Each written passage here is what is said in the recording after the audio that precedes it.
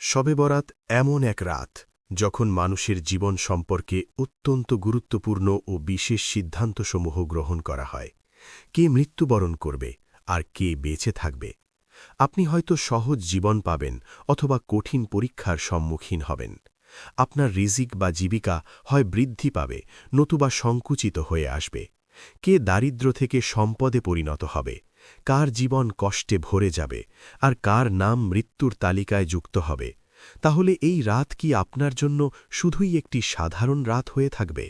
প্রিয় বন্ধুরা, আজকের এই ভিডিওতে আমরা আপনাদের বলবো আসলে শবে বরাতের প্রকৃত ইতিহাস কি, এই রাতের নামগুলো কিভাবে পরিবর্তন হয়, মানুষের ব্যাপারে কি কি বিশেষ সিদ্ধান্ত নেওয়া হয়, আর যদি আল্লাহ না করুন আমাদের নাম মৃতদের তালিকায় ইতিমধ্যেই লিপিবদ্ধ হয়ে থাকে, তাহলে আমাদের কি করা উচিত। এই রাতে কতজন এবং কোন ধরনের মানুষদের ক্ষমা লাভ হয়, আর কারা সেই দুর্ভাগা যাদের ক্ষমা মঞ্জুর হয় না। আর আমাদের প্রিয় নবী মুহাম্মদ সাল্লাল্লাহু আলাইহি ওয়াসাল্লাম এই রাত কি করতে উপদেশ দিয়েছেন এবং মুসলমানদের কিভাবে নিজেদের প্রয়োজন অনুযায়ী শবে বরাত কাটানো উচিত, সব প্রশ্নের উত্তর এই ভিডিওতে। চলুন শুরু করা যাক। ইসলামিক বর্ষের অষ্টম মাস শাবানের ১৫ তারিখের রাতটি হল শবে বরাত। এই রাতটি শুরু হয় ১৪ শাবান দিবাগত রাতে এবং স্থায়ী থাকে ১৫ শাবানের সুবহে সাদিক পর্যন্ত। এটা সেই মহিমান্বিত রাত যার ব্যাপারে আমাদের প্রিয় নবী মোহাম্মদ সাল্লাল্লাহু আলাইহি ওয়াসাল্লাম পুরো উম্মতকে সতর্ক করে গেছেন। রমজানের আগে এটি সর্বশেষ বড় রজনী। সব অর্থ রাত আর বরাত অর্থ মুক্তি বা নাজাত। এই রাতে মুসলমানরা তাদের গুনাহের জন্য তওবা করে এবং আল্লাহর দরবারে ক্ষমা প্রার্থনা করে। যখন মানুষ পাপ কাজ ছেড়ে দেওয়ার দৃঢ় প্রতিশ্রুতি দেয়, তখন আল্লাহ তাআলা তার অফুরন্ত রহমতে অগণিত মুসলমানকে জাহান্নামের আগুন থেকে মুক্তি দান করেন। এজন্যই এই রাতের নাম শবে বরাত। উম্মুল মুমিনিন হজরত আয়েশা সিদ্দিকা রাদিয়াল্লাহু আনহা বর্ণনা করেন, একদিন আমি দেখি আমার কক্ষে নবীজি নেই। তাকে খুঁজতে বের হয়ে আমি জান্নাতুল বাকি গোরস্থানে পৌঁছালাম। সেখানে দৃশ্যটি ছিল অস্বাভাবিক। আমি দেখলাম নবীজি গোরস্থানে মাথা নিচু করে ২ হাত উঠিয়ে ঠোঁট নড়াতে নড়াতে দোয়া করছেন, আর তার হৃদয় উম্মতের জন্য ব্যাকুল হয়ে আছে। সেখানে শায়িত ছিলেন একসময় আমাদের মতোই জীবিত মানুষ। তারা হাসতেন, কথা বলতেন, দুনিয়ার কাজে ব্যস্ত থাকতেন, কিন্তু এখন তারা নীরবে তাদের কবরে শুয়ে আছেন। নবীজি তার উম্মতের জন্য দোয়া করছিলেন। তিনি আল্লাহর কাছে ক্ষমা চাইছিলেন যারা কবরে আছেন তাদের জন্যে, আরও চাইছিলেন যারা জীবিত কিন্তু গাফেল আছে তাদের জন্যেও। আমাকে দেখে তিনি বললেন, হে আয়েশা, তুমি কি মনে করেছিলে যে আল্লাহর রাসূল তোমার উপর জুলম করবেন?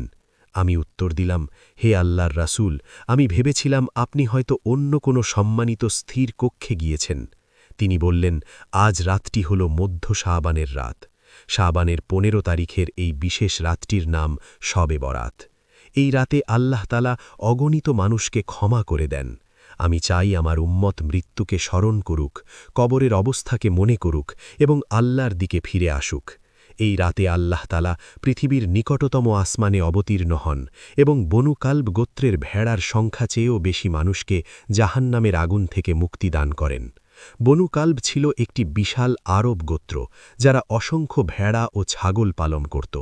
তাদের পশুর সংখ্যা ছিল লক্ষ লক্ষ, অর্থাৎ এত বিপুল সংখ্যক গুনাহগারকেও এই রাতে মুক্তি দেওয়া হয় যা গণনা করাও কঠিন।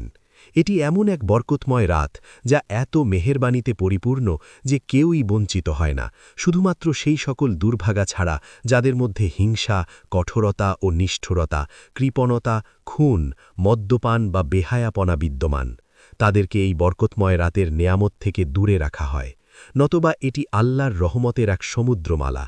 হজরত আতা বিন ইয়াসির রাদিয়াল্লাহু আনহু বলেন, লাইলাতুল কদরের পরে শাবান মাসের ১৫ তারিখের রাতই সর্বোত্তম ও সর্বাধিক ফজিলতপূর্ণ রাত। প্রিয় বন্ধুরা, শবে বরাত এমন এক রাত যা আল্লাহ তাআলা ফেরেশতাদের জন্য নির্ধারিত করেছেন, ঈদের দিন ঠিক যেমনটি নির্ধারিত। যেভাবে আল্লাহ তাআলা পৃথিবীর বাসিন্দাদের জন্য ২টি ঈদ দিয়েছেন, ঠিক তেমনিভাবে তিনি আসমানবাসীদের জন্যেও ২টি ঈদ নির্ধারণ করেছেন। একটি হল শবে বারাত, অন্যটি শবে কদর। মানুষ দিনের বেলা এই ২টি ঈদ পালন করে, কিন্তু ফেরেশতারা রাতেই এগুলোর আনন্দ উদযাপন করে। আল্লাহ তাআলা এই 2 রাতকে ফেরেশতাদের ঈদ হিসাবে নির্ধারণ করেছেন, কারণ মানুষ ঘুমায়, অন্যদিকে ফেরেশতারা কখনোই ঘুমায় না এবং সর্বদাই আল্লাহ তাআলার ইবাদতে মগ্ন থাকে। প্রিয় বন্ধুরা, শবে বরাত প্রসঙ্গে আল্লাহ তাআলা পবিত্র কুরআনে ইরশাদ করেন, শপথ এই উজ্জ্বল কিতাবের, নিশ্চয়ই আমি এটি নাজিল করেছি এক বরকতময় রাতে, নিশ্চয়ই আমি সতর্ককারী। এই রাতেই প্রতিটি গুরুত্বপূর্ণ সিদ্ধান্ত সম্পন্ন হয়। আলেমদের ব্যাখ্যা অনুযায়ী এখানে উল্লেখিত রাতটি শবে বরাত অথবা শবে কদর। হজরত ইকরিমা রহমাতুল্লাহ আলাইহ ও অন্যান্য বিদ্বানদের মতে এই বরকতময় রজনী অর্থাৎ লাইলাতুল কদর বস্তুত শবে বরাত। প্রিয় বন্ধুরা, এই রাতে সারা বিশ্বের সকল মানুষের তালিকা প্রস্তুত করা হয়, যারা এই বছর বেঁচে থাকবেন, যারা ইন্তেকাল করবেন এবং যারা হজ পালন করবেন, সকলের নামই এই তালিকায় লিপিবদ্ধ হয়। এই তালিকায় রেকর্ডকৃত প্রতিটি নির্দেশ সামান্যতম বিলম্ব বা ভুল ছাড়াই বাস্তবায়িত হয়। নবীজি একটি উদাহরণ দিয়েছেন। এক ব্যক্তি মরুভূমিতে সফর করছিলেন। দুপুরের দিকে একটি গাছের নিচে বিশ্রামের জন্য তিনি থামলেন। তিনি তার উটকে গাছের সাথে বেঁধে নিজেও শুয়ে পড়লেন। কিছুক্ষণ পর চোখ খুলে দেখলেন উটটি তার সমস্ত সরঞ্জাম সহ উধাও হয়ে গেছে। মরুভূমিতে উট হারানো মানে জীবন শেষ হয়ে যাওয়ার মতো অবস্থা।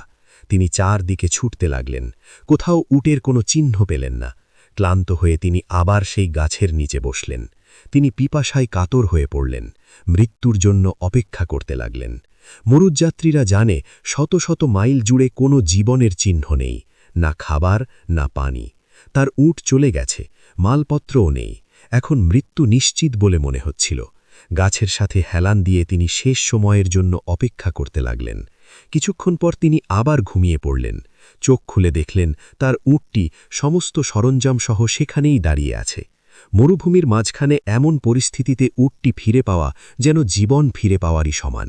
তিনি এতটাই খুশি হলেন যে তার আনন্দ ধরে রাখতে পারলেন না। উত্তেজনার বশে তিনি বলে ফেললেন, আল্লাহুম্মা আমদি আন্তা রব্বুক, যার মানে, হে আল্লাহ, তুমি আমার বান্দা এবং আমি তোমার প্রভু।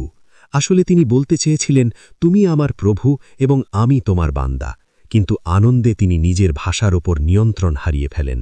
নবীজি সাহাবীদের জিজ্ঞেস করলেন, তোমরা আমাকে বলো, এই লোকটি কতটাই না খুশি হয়েছিল যে তার জিভের ওপর নিয়ন্ত্রণ থাকল না। সাহাবীরা উত্তর দিলেন, সে অত্যন্ত খুশি হয়েছিল। নবীজি বললেন, হারানো উট ফিরে পেয়ে তার যে খুশি হয়েছিল, এর তুলনায় সে খুশি কিছুই নয়। কেউ যখন আন্তরিকভাবে তওবা করে, আল্লাহর দিকে ফিরে আসে এবং তার দরজায় ক্ষমা চায়, তখন আল্লাহ তাআলা খুবই খুশি হন। আল্লাহু আকবার। এবার শুনুন সুলতান মাহমুদ গজনবী ও তার বিশ্বস্ত খাদেম আয়াজের আরেকটি ঘটনা। তাদের মধ্যে ছিল গভীর ভালোবাসার বন্ধন। বাদশাহ আয়াজকে খুব ভালোবাসতেন, কিন্তু অন্যান্য মন্ত্রীরা ঈর্ষা ও অসন্তুষ্টিতে ভুগত। তারা বলতো, এতে এমন কি বিশেষত্ব আছে যে বাদশাহ তাকে এত ভালোবাসেন? তাদের ঈর্ষার সীমা ছাড়িয়ে যায়। একদিন বাদশাহ সব মন্ত্রীকে দরবারে ডাকলেন। দরবারে একটি পুকুর ছিল। তিনি সেখানে একমুষ্ট মুক্তা নিক্ষেপ করলেন এবং প্রত্যেক মন্ত্রীকে বললেন, এই মুক্তাগুলো বের করে আনো, কিন্তু তোমার কাপড়ও ভিজবে না, শরীরও ভিজবে না। সবাই বলল, এটা আবার কিভাবে সম্ভব? তখন আয়াজ এলেন। বাদশাহ তাকেও একই আদেশ দিলেন। আয়াজ তৎক্ষণাৎ পুকুরে লাফ দিলেন, মুক্তাগুলো বের করে আনলেন। বের হয়ে আসার পর তার শরীর ও কাপড় সম্পূর্ণ ভিজে গিয়েছিল। তিনি মুক্তাগুলো পেশ করলেন। বাদশাহ রাগান্বিত স্বরে বললেন, আয়াজ, তোমার শরীর ভিজে গেছে, কাপড়ও ভিজে গেছে, আমি বলেছিলাম তুমি ভিজবে না। আয়াজ বিনয়ের সাথে উত্তর দিলেন, বাদশাহ সালামত থাকুন, আপনি আমাকে 2টি নির্দেশ দিয়েছিলেন, মুক্তা আনতে এবং না ভিজতে। আমি একটি পালন করেছি, অপরটির জন্য ক্ষমা চাইছি। হ্যাঁ, এই ঘটনা থেকে বোঝা যায়, যদি কোনো ব্যক্তি আল্লাহর একটি হুকুম তো পালন করে, কিন্তু অন্যটিতে কিছুটা কমতি থাকে, তবুও আল্লাহ তাকে ক্ষমা করে দেন। হজরত আয়েশা সিদ্দিকা রাদিয়াল্লাহু আনহা বর্ণনা করেন, রাসূলুল্লাহ সাল্লাল্লাহু আলাইহি ওয়াসাল্লাম জিজ্ঞেস করলেন, তুমি কি জানো শাবান মাসের 15 তারিখের রাতে কি ঘটে? হজরত আয়েশা রাদিয়াল্লাহু আনহা উত্তর দিলেন, হে আল্লাহর রাসূল, দয়া করে আমাকে বলুন। তখন নবীজি সাল্লাল্লাহু আলাইহি ওয়াসাল্লাম বললেন, এই রাতে আগামী বছর যারা জন্মগ্রহণ করবে তাদের সকলের নাম লিপিবদ্ধ করা হয়। এই রাতে আগামী বছর যারা মৃত্যুবরণ করবেন তাদের সকলের নামও লেখা হয়। এই রাতে মানুষের পুরো বছরের আমল পর্যালোচনা করা হয় এবং তাদের রিজিক নির্ধারণ করে বন্টন করা হয়। হজরত আতা বিন ইয়াসিদ রাদিয়াল্লাহু আনহু বলেন, শাবান মাসের ১৫ তারিখের রাতে আল্লাহ তাআলা মালাকুল মউত মৃত্যুর ফেরেশতাকে একটি নামের তালিকা দিয়ে নির্দেশ দেন।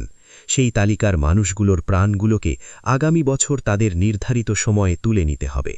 প্রিয় বন্ধুরা, এই রাতেই মানুষের জীবন মৃত্যুর ভাগ্য ইতিমধ্যেই নির্ধারিত হয়ে যায়। কিন্তু এরই মধ্যে মানুষ নিজের দুনিয়াতে এতটাই মশগুল থাকে, কেউ ব্যস্ত ব্যাংক ব্যালেন্স বাড়াতে, কেউ মনোরম প্রাসাদ ও বাংলো তৈরি করতে, আবার কেউ বা বিয়ের প্রস্তুতিতে জড়িয়ে পড়েন। কিন্তু এরই মধ্যে তারা টেরও পান না যে তাদের নাম ইতিমধ্যেই মৃতদের তালিকায় যোগ হয়ে গেছে। হজরত উসমান বিন মোহাম্মদ রাদিয়াল্লাহু আনহু মারওয়া সূত্রে বর্ণনা করেন, বিশ্বজগতের নেতা হজরত মোহাম্মদ মুস্তাফা সাল্লাল্লাহু আলাইহি ওয়াসাল্লাম বলেছেন, এক শাবান থেকে আরেক শাবান পর্যন্ত মানুষের মৃত্যুর সময়সীমা এই রাতেই লিখে দেওয়া হয়। মানুষ তো বেঁচেই থাকে, এমনকি মানুষ বিয়েও করে, সন্তানও নেয়। আরেকটি বর্ণনা এসেছে, নবীজি সাল্লাল্লাহু আলাইহি ওয়াসাল্লাম বলেছেন, শাবান মাসের ১৫ তারিখের রাতে আল্লাহ তাআলা তার সমস্ত সৃষ্টিকে রহমত ও ক্ষমা দান করেন, কেবল মুশরিক ও অন্তরে ক্লেশ রাখা ব্যক্তিদের ছাড়া। হজরত আবদুল্লাহ ইবনে ওমর রাদিয়াল্লাহু আনহু বর্ণনা করেন, নবীজি সাল্লাল্লাহু আলাইহি ওয়াসাল্লাম বলেছেন, শাবানের ১৫ তারিখের রাতে আল্লাহ তাআলা সকলের ওপর তার রহমত বর্ষণ করেন, কেবল ২ প্রকার মানুষ ছাড়া। ১. যার অন্তরে হিংসা বিদ্বেষ থাকে। ২. যে অন্যায়ভাবে কাউকে হত্যা করে। প্রিয় বন্ধুরা, শবে বরাতের রাতে ফেরেশতাদের কিছু বিশেষ দায়িত্ব দেওয়া হয়। এটি এমন এক রাত যখন আল্লাহ তাআলা মুসলমানদের ক্ষমা করেন এবং তাদের দোয়া কবুল করেন। হজরত উসমান রাদিয়াল্লাহু আনহু বর্ণিত হাদিসে নবীজি সাল্লাল্লাহু আলাইহি ওয়াসাল্লাম বলেছেন, শাবানের ১৫ তারিখের রাতে আল্লাহ তাআলা ঘোষণা দেন, কেউ কি ক্ষমা প্রার্থনাকারী আছে যাকে আমি ক্ষমা করে দেব? কেউ কি আমার রহমত কামনা করছে যাতে আমি তাকে রহমত দান করি? তাবারাক তাআলা, আল্লাহর কাছে যা কিছু চাওয়া হয় তিনি তা দান করেন এবং সবাইকে কবুল করেন, শুধু বেহায়া নারী ও মুশরিক ছাড়া। বন্ধুরা, শবে বরাত ও ১৫ শাবান কি? প্রথমত, সব শব্দটি ফার্সি ও আরবি উভয় ভাষাতেই রাত অর্থ বহন করে। সেই রাত যা দিনের হাটবাজার ও কর্মব্যস্ততার পর আসে, যখন বাজার বন্ধ হয় এবং মানুষ ঘরে ফেরে। কিন্তু আসল গল্পটি লুকিয়ে আছে বরাত শব্দের মধ্যেই। বরাত আরবি শব্দ থেকে এসেছে, যার অর্থ কোনো অভিযোগ থেকে মুক্ত হওয়া, শাস্তি থেকে নাজাত পাওয়া বা বন্দি দশা থেকে মুক্তি লাভ করা, কাজ থেকে বেরিয়ে আসা, কারো হাত থেকে রেহাই পাওয়া। সহজ কথায় বরাত অর্থ মুক্তি। প্রিয় বন্ধুরা, নিজের হৃদয়কে জিজ্ঞেস করুন, আমাদের মধ্যে কে না পাপের ফাঁদে আটকা পড়ে আছে? কেউ মিথ্যার শেকলে বাঁধা, কেউ ভাঙা হৃদয়ের বেদনায় ভারাক্রান্ত, কেউ নামাজ ছেড়ে দেওয়ার অভ্যাসে জড়িয়ে, আর কেউ বা পাপকেই পাপ বলে দেখেই না। এসবই পাপের এক অদৃশ্য কারাগার, যা চোখে দেখা যায় না কিন্তু হৃদয়কে শক্ত করে আঁকড়ে ধরে। শবে বরাত হল এই কারাগার থেকে মুক্তি লাভের রাত। তাই এই রাতের নাম শবে বরাত, মুক্তির রজনী। এই রাতে আল্লাহ তার বান্দাদেরকে তাদের গুনাহের শাস্তি থেকে মুক্তি দান করেন। রাতটি এতই বিশেষ যে যদি কেউ সওয়াবের আশায় নফল ইবাদত করে এবং আল্লাহর কাছে নিজের পাপগুলোর ক্ষমা চায়, আল্লাহ দ্রুত তাকে ক্ষমা করে দেন। যদি কোনো ব্যক্তি আন্তরিকভাবে বলে, হে আল্লাহ, আমি স্বীকার করছি আমি ভুল করেছি, আল্লাহ উত্তর দেন, চলে যাও, তুমি মুক্ত। প্রিয় বন্ধুরা, একবার এই দৃশ্যটি কল্পনা করুন। এক কয়েদি বছরের পর বছর ধরে বন্দী, প্রতি রাতে লোহার গ্রিলের দিকে তাকিয়ে ঘুমিয়ে পড়ে। হঠাৎ দরজা খুলে যায় এবং কারারক্ষী বলে, তোমার সাজা মাফ করা হয়েছে, তুমি এখন মুক্ত। ভাবুন, ওই মুহূর্তে সেই বন্দির মনে কি চলছে। পাপীরা শবে বরাতের রাতে ঠিক এমন অনুভূতিই লাভ করে। আপনি কি জানেন কোন কোন রাতগুলো বরকতময় হিসাবে গণ্য? আমাদের সেটাও জানা উচিত। প্রথমত, লাইলাতুল কদর, যা রমজানের শেষ 10 রাতে আসে। দ্বিতীয়ত, ঈদুল ফিতরের রাত। তৃতীয়ত, ঈদুল আজহার রাত, অর্থাৎ কুরবানির রাত। চতুর্থত, 15 শাবানের রাত, যার নাম শবে বরাত। প্রিয় বন্ধুরা, এই রাতের বিশেষত্ব হল, ঠিক যেমন একটি সরকার পুরো বছরের জন্য বাজেট পেশ করে, সেখানে গোটা বছর কি হবে তার হিসাব থাকে, তেমনি শবে বরাত হল সেই রাত যখন এই মহাবিশ্বের বার্ষিক বাজেট প্রস্তুত করা হয়। মনে করুন, সরকার বাজেট তৈরি করছে, কাগজে সংখ্যাগুলো লেখা হচ্ছে, কোথায় টাকা ব্যয় হবে, কোথায় সঞ্চয় হবে, কোথায় খরচ কাটছাট হবে, আবার কোথায় বাড়তি বরাদ্দ দেওয়া হবে। এবার ভাবুন, মানুষের তৈরি শাসকদের বাজেট যদি এত গুরুত্বপূর্ণ হয়, তাহলে আল্লাহর তৈরি তাকদীরের ফাইলের গুরুত্ব কতটা বেশি হবে। তাই আলেমরা বলেন শবে বরাতের রাতে আল্লাহ তাআলা আগামী বছরের সিদ্ধান্তগুলো লাউহে মাহফুজ থেকে বের করে ফেরেশতাদের হাতে তুলে দেন। এখানে একটি বিষয় খুব সতর্কতার সাথে বুঝতে হবে। লাউহে মাহফুজ সবকিছু তো আগে থেকেই লিখিত আছে, কিন্তু ফেরেশতাদের হাতে তুলে দেওয়ার অর্থ হল সিদ্ধান্তটি এখন বাস্তবায়নের প্রহর গুনছে, অর্থাৎ আগে যা লেখা ছিল এখন তা ঘটতে চলেছে। প্রিয় বন্ধুরা, এই চিত্রকল্পটি মনে আঁকুন। এক যুবক যার আগামী মাসেই বিয়ে ঠিক, বাড়িতে খুশির রোল, জামাকাপড় সেলাই হচ্ছে, ভোজের আয়োজনের কথাবার্তা চলছে, কিন্তু সেই যুবকেরই নাম শবে বরাতের রাতে মৃতদের তালিকায় লেখা হয়ে গেছে। সে নিজেও জানে না, তার পরিবার জানে না, বন্ধুরাও জানে না, কিন্তু ফেরেশতারা জানে। ঠিক এমনি সিদ্ধান্তের রজনী শবে বরাত সুখ আনে না, বরং বাস্তবতা দেখায়। এই রাত মানুষকে নাড়া দেয়, তাকে বুঝিয়ে দেয় যে যে জীবন নিয়ে সে গর্ব করছে তা আসলে তার নিয়ন্ত্রণে নেই। একবার হজরত আয়েশা রাদিয়াল্লাহু আনহাকে জিজ্ঞেস করা হয়েছিল এই রাতে কি লেখা হয়। তিনি নবীজি সাল্লাল্লাহু আলাইহি ওয়াসাল্লামের বাণী উল্লেখ করে বলেন, এই রাতে আগামী বছর যারা জন্ম নেবে তাদের নাম লেখা হয়, আর যারা মারা যাবে তাদের নাম মানুষের আমলনামা থেকে উঠিয়ে নেওয়া হয় এবং রিজিক বন্টন করা হয়। তেমনি এই রাতেই আগামী বছরের সব প্রাকৃতিক ঘটনার হিসাব আল্লাহ তাআলা রেখে দেন, আর ফেরেশতাদের উপর তা ন্যস্ত করা হয়, যেমন মানুষের জীবন মৃত্যুর সিদ্ধান্তসমূহ। প্রিয় বন্ধুরা, এই রাতে কি কোনো বিশেষ ইবাদত আছে? উত্তর হল না। এই রাতের জন্য সুন্নাহ দ্বারা প্রমাণিত কোনো নির্দিষ্ট ইবাদত নেই। তবে হ্যাঁ, যে কোনো নফল ইবাদত, যেমন অতিরিক্ত নফল নামাজ পড়া, কুরআন তেলাওয়াত করা, আল্লাহর জিকির ও দোয়া করা, যা ইচ্ছে করা যায়। কারণ এই রাত ক্ষমার রাত, তাই অবশ্যই আল্লাহর কাছে নিজের গুনাহ মাফ চাইতে হবে। বন্ধুরা, এই রাতে সালাতুত তসবিহ পড়া কি জরুরি? উত্তর হল না। আমরা বলেছি এই রাতে ইবাদতের ক্ষেত্রে কিছু বিশেষ নেই, তবে হ্যাঁ, আপনি যে কোনো নফল ইবাদতই করতে পারেন। সালাতুত তসবিহ একটি নফল নামাজ এবং অত্যন্ত সওয়াবের। আপনি এটি পড়তে পারেন, কারণ এর ফজিলত এত বেশি যে শুধু এই রাতে নয়, বছরে কয়েকবার পড়ারও সুপারিশ করা হয়েছে। প্রিয় বন্ধুরা, অনেকেই জিজ্ঞেস করেন সালাতুত তসবিহ কি জামাতে পড়া হয় কিনা? উত্তর হল না। নফল নামাজ জামাতে পড়া হয় না। আপনি ব্যক্তিগতভাবেই এই রাতে নিজের মতো করেই পড়তে পারেন। মসজিদে পড়বেন নাকি ঘরে?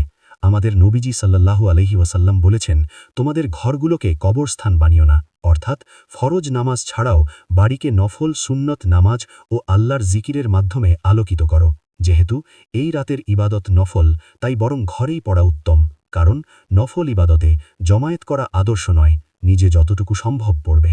কবরস্থানে গিয়ে ইবাদত করতে হবে এমন নয়, ঘরেও করা যায়। আমার বিশ্বাস, আল্লাহর স্মরণ তো যে কোনো স্থানেই হতে। কবরস্থানে যাওয়ার আসল উদ্দেশ্য হল কবরের খেয়াল রাখা, স্থানটিকে পরিষ্কার রাখা, কোনো অসম্মান যেন না হয় সেদিকে নজর দেওয়া এবং সেখানে শায়িত মানুষদের জন্য দোয়া করা। এটাই মূল বিষয়। মানুষ যখন কবরের পাশে দাঁড়ায়, তার হৃদয় স্বাভাবিকভাবেই নরম হয়, তার অহংকার ভেঙে যায়, তার গাফেলতি কেটে যায় এবং সে ভাবতে শুরু করে, এটাই তো আমারও গন্তব্য।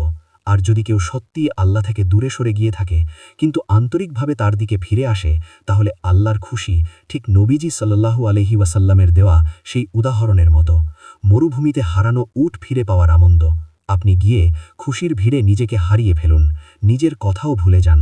তাই শবে বরাতের রাতে নবীজি সাল্লাল্লাহু আলাইহি ওয়াসাল্লামের কবর জিয়ারত করার মাধ্যমে আমরা মৃত্যুকে স্মরণ করি, হৃদয়কে নরম করি, গুনাহের জন্য তওবা করি এবং আল্লাহর রহমতের দরজায় হাজির হই। কিন্তু ইবাদতকে শুধু কবরস্থানেই সীমাবদ্ধ করবেন না, বরং কবরস্থানকে সম্মান, দোয়া ও যত্নের যোগ্য স্থান হিসাবে দেখুন। কারণ এটাই আমাদের শেষ শবে বরাত হতে পারে। আর মনে রাখবেন বন্ধুরা, এই রাতে এমন কিছু করবেন না যা আপনার আমলনামায় আরও পাপ যোগ করে এবং আল্লাহকে আপনার উপর অসন্তুষ্ট করে। মন খারাপ করবেন না, আর এমন কোনো সিদ্ধান্ত নেবেন না যা আপনার জন্য ভালো নয়। আল্লাহর জন্য এমন কিছু করবেন না যাতে আল্লাহ ও তার রাসূল সাল্লাল্লাহু আলাইহি ওয়াসাল্লাম অসন্তুষ্ট হন। আশা করি আজকের ভিডিওটি আপনাদের ভালো লেগেছে। এটি নিজের কাছে রাখবেন না, অবশ্যই বন্ধুদের সাথে শেয়ার করবেন এবং কমেন্ট বক্সে শবে বরাত লিখে জানাবেন। পরবর্তী ভিডিওতে দেখা হবে।